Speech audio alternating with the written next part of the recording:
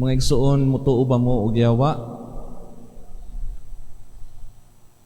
Mutuo ba mo yawa? Adi mo mutuo og yawa, no?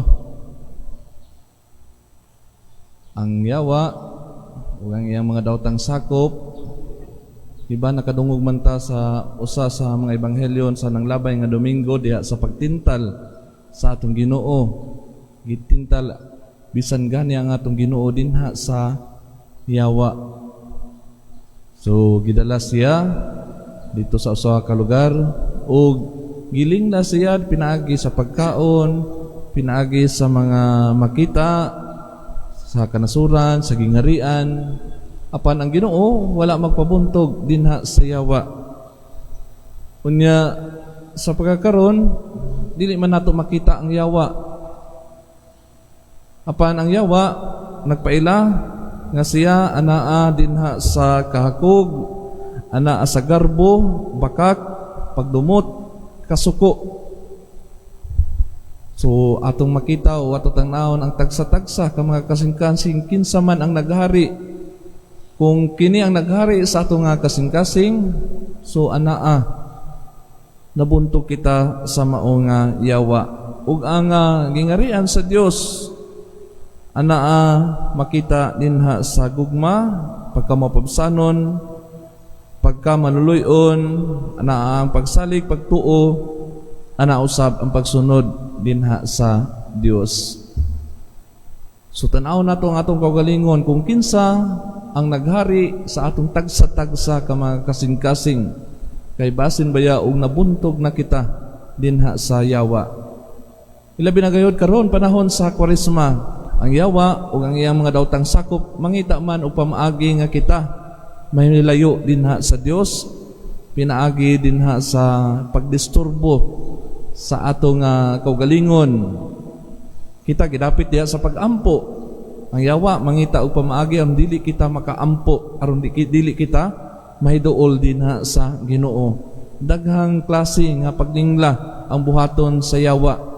Kanang tan-aw niya nga maoy makapadani kanato mga butang nga makahatag nato og kalipay og hinungdan nga kita makasala. So mao na atong pamalandungan, mao na atong tan-awon sa atong tagsa-tagsa ka mga kaugalingon. Unya ang atong pag-ampo kanunay, ang atong pagsimba makatabang kini aron na dili kita mabuntog dinha sa yawa. So matag karon ug unya ana ang lantugi, panagbatok, panag-away sa dautan o sa maayo. So depende na lang gyud kung kinsa ang kanunay nga gisunod sa atong kasing-kasing. Apan untana ang maayo, ang atong Ginoo, ang iyang gingarian maoy maghari sa atong tagsa-tagsa ka mga kasing-kasing. Kaya sama sa yawa dili gyud sila mohunong dinha sa pagbuntog kanato. Mga igsuon, diha sa realidad sa maayo ug sa dautan, tana sa kanunay magpabilin kitang malig-on. Ilabi na dinha sa atong relasyon diha sa atong Ginoo. Kaya kung dili ta kabantay sama sa mga Pariseo, sa mga kadagkuan dinha sa Hudeo sa panahon ni Jesus, bisan ang Ginoo nakita man nato ang nadungog sa ebanghelyo nga siya makabuntog dinha sa mga yawa, makapahawa, makapaayo dili lamang diha sa espirituhanon nga sakit, bisan diha sa ilang kanang mga lawasnon nga sakit, makapaayo ang atong Ginoo. Apan bisan luyo sa mga maayo o mga milagro nga gihimo sa atong Ginoo, unsa may gitanom dinha sa yawa sa mga Pariseo, mao nay gitagaan siya og gahom gikan ni Beelzebul. Bisan kung maayo ang gibuhat sa atong Ginoo, tamnan gihapon sa yawa labi na katong mga dautan aron dauton ang usa ka tawo nga bisan maayo ang iyang gibuhat. So sama usab diha sa ato nga tagsa-tagsa ka kinabuhi, kung aduna kitay kaaway, dili gyud ta makakita og maayo dinha kaniya. Kasagaran ang atong makita ang mga dautan ug maon kini atong isulti ngadto sa laing tawo. Sahay puro pangdaot, kaya wala kita ganahi sa mga nga tao, nasuko kita, ana ang atong kalagot. Umaw ni ang magtukmod nga kita mabulag diha sa pagtan-aw sa mga maayong butang o sa mga maayong pamatasan dinha sa mao nga tawo. Kay bisan ang Ginoo nagpakita og daghang milagro, dili gyud makita sa katawhan nga maayo ang iyang gibuhat ug siya kini nagpaila nga siya pinadala sa Dios.